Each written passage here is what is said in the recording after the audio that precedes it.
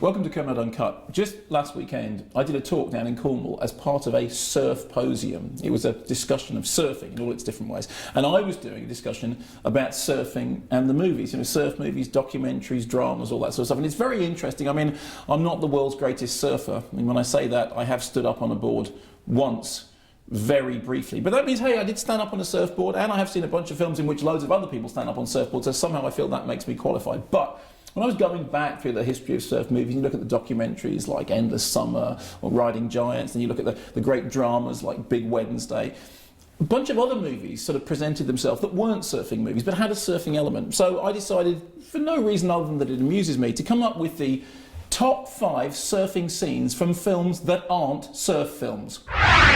Number 5, and it's a rather obvious entry, but hey, it is of course Robert Duvall in Apocalypse Now, explaining to the young soldiers that despite the fact that there is a war going on around them, they need to get out there now and surf those waves. What will Charlie think about it? Well, as Duvall explains, Charlie don't surf.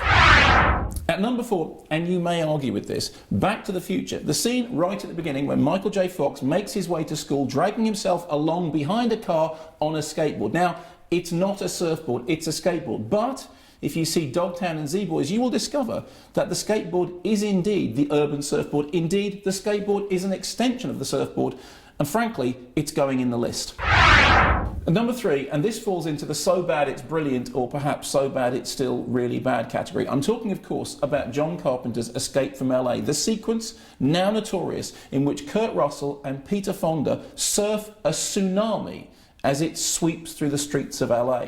John Carpenter said when he came on the Radio 1 show years and years ago that the whole reason he made Escape from LA was in order to have that single surfing scene. That's great. Shame he didn't spend more on the special effects. At number 2, and I've talked about this before on Kermode Uncut, the scene in the remake of Breathless in which Richard Gere discovers the secret of all life in the pages of the Silver Surfer comic. As the young kid on a skateboard tells him, he's got the power cosmic, only a fool would stay when he can leave. Duh.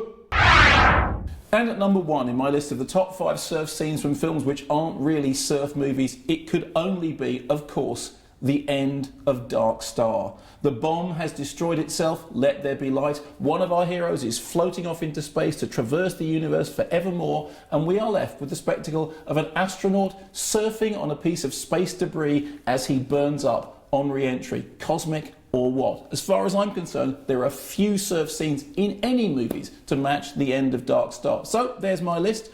What did I miss from my top 5 surf scenes from films that aren't really surf movies?